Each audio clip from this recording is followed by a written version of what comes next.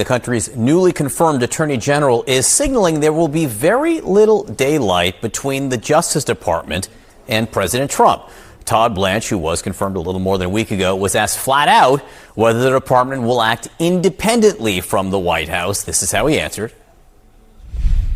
No, I'm not going to pledge that. And no attorney general should ever pledge that. The president, I mean, if I were to pledge I will be independent of the White House, what that means is that if President Trump says, I want the Department of Justice to go after every violent criminal in this country, which is what he has said, what you're saying to me is I should say, no, sir, I'm not going to do it. So I will act with integrity.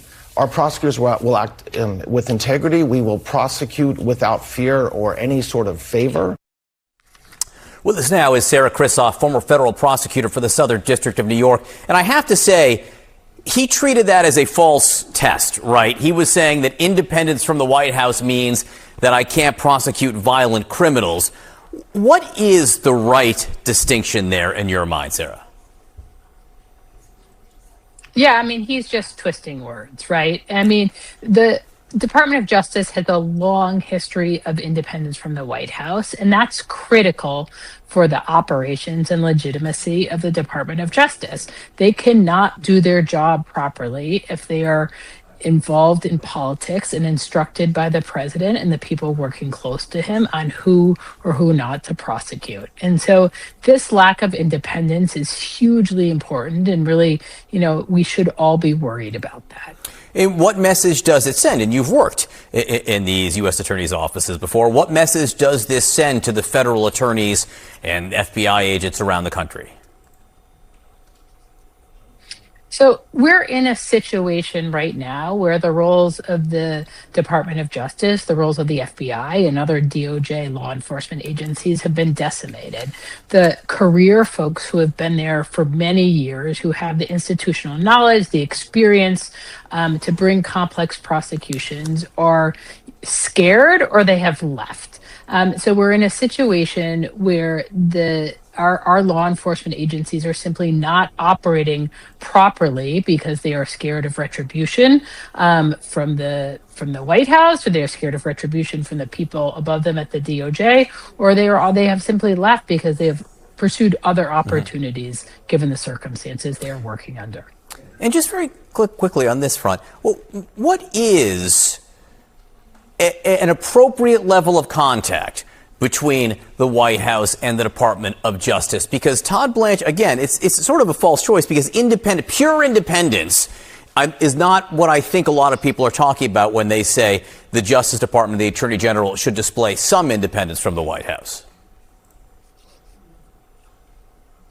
So the DOJ really needs to make its own decisions about pursuing or not pursuing a prosecution. And Todd Blanche also said, listen, if the president wants to weigh in on a particular prosecution, whether we go after a single individual or a single company, I'm going to listen to that, just as I would listen to that if someone else brought that to my attention. I mean, that's just, again, to me, is just not accurate. If I go into Todd Blanche and say, hey, please look at this person, look at this company, he is not going to do that. If the president is saying that, it's a whole different story.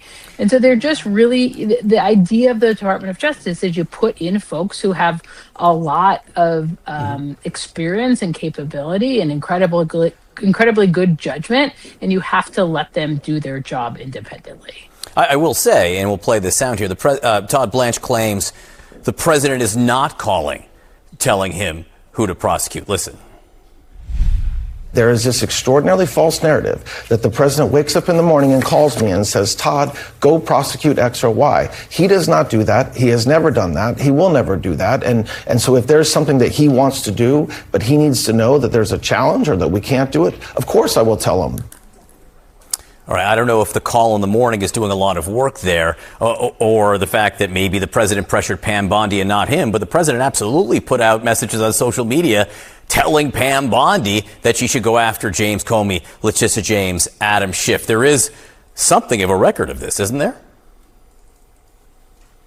Yeah, that's exactly what I was going to say. So the president doesn't not keep quiet, right? And so we have a record that it contradicts exactly what Mr. Blanche is saying. We have in the judges that dismissed the first Comey indictment, that dismissed the first James indictment, they've cited to this information. They said that the president has been unabashed about talking publicly about these cases, about directing the Department of Justice to bring certain cases. So I just think Todd Blanche is not credible when he's saying that I don't get messaging from the president about who to prosecute. And maybe in social media it may not be a morning call, but it's coming. Yeah, maybe he doesn't call him on the phone every morning, as Todd Blanche is suggesting there. Sarah Kristoff, thank you so much for your insight on this. If you go onto the website and the DOJ mission, it says to uphold the rule of law, keep our country safe, and that undervalues the first thing is independence and impartiality. Can you talk about what that means in the last couple of years when there have been these really vicious fights over AGs and their performance? Okay, so let's zoom out. Just think about broadly the Trump administration. I covered the FCC. And last year, the FCC chair, Brendan Carr, was testifying before Congress, and he said the exact same thing that Todd Blanche is saying, that actually I can't commit that this agency will be independent of the White House. And in real time, Audie, the FCC scrubbed the word independent from its website, just as the DOJ has there. In fact, let's watch and see if there's a line, a strike through on that. And the reason I zoom out for you is because Todd Blanche is probably looking at what Chairman Carr did. He's looking at the Supreme Court upholding Trump's decision to fire 2 Democratic FTC commissioners at the start of his second term. And he's probably saying to himself, what reason is there to try to act independently when clearly the precedent has been set that if you go that route, you're not going to get the favor from the president and his support. So I think that, broadly speaking, it's actually more productive to look at what's the state of the agency independence within this administration than just to look at what's been happening over the past few years of the DOJ, which has been that lack of independence. It'll come up. And I want to say, no, Trump does not wake up and call the DOJ and say X. He does wake up and tweet and do a lot of truth social posts. For instance, he's obviously criticized the Attorney General about James Comey and Adam Schiff and Letitia James, calling on them to be prosecuted. And he's also, of course, gone after Jeanine Pirro for what he felt like poor performance coming to the reflecting pool vandalism case, which fell apart spectacularly when they dismissed it themselves. To Sarah's point, Fox News was asking Blanche, hey, already you guys have some new guidance that says you can shield all the communication that Trump has because it's executive privilege. And here's how he responded. We have to let a president feel like he can have frank conversations with individuals and get honest feedback about running this country without the risk of it being used by him and others, like what you just heard, in a way that's inappropriate. And so this wasn't any novel legal concept. This wasn't us pushing the law beyond where it already was. Side of the table, what are you hearing? The idea that the DOJ is independent is a norm. It is not part of the legal structure. And frankly, it isn't part of the lived experience of most Americans alive today, right? I'm old enough to remember Eric Holder saying that he was President Obama's wingman, right?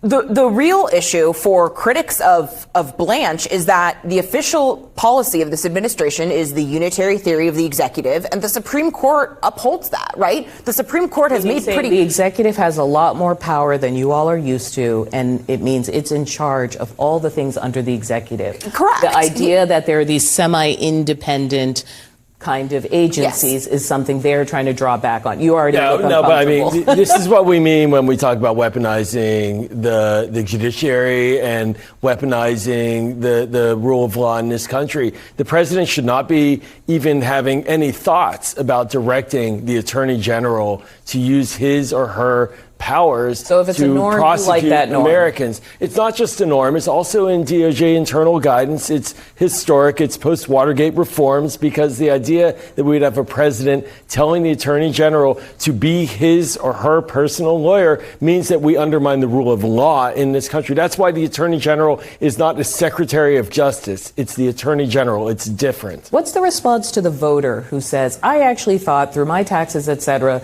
this was the top cop for me, not the top cop for the White House?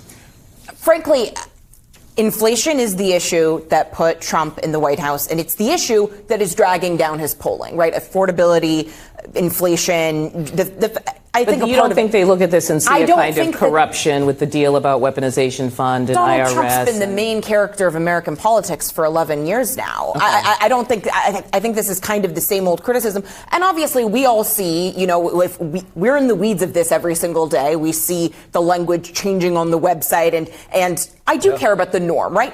In a perfect world, I wish the Biden DOJ did not slow walk the investigation into Hunter. I wish you did not have Eric Cantor acting as President Obama's wingman. And the same thing? I think it's all slow rolling into the same precedent that I believe is negative. I don't think it's great. Not great, Bob, but I don't think this is what voters think about. I think it's fair to debate those points, but at the end of the day, the American people look at a Justice Department and Attorney General and expect that individual to uphold the rule of law, not the whims of the president, and that's not the message that Blanche is giving.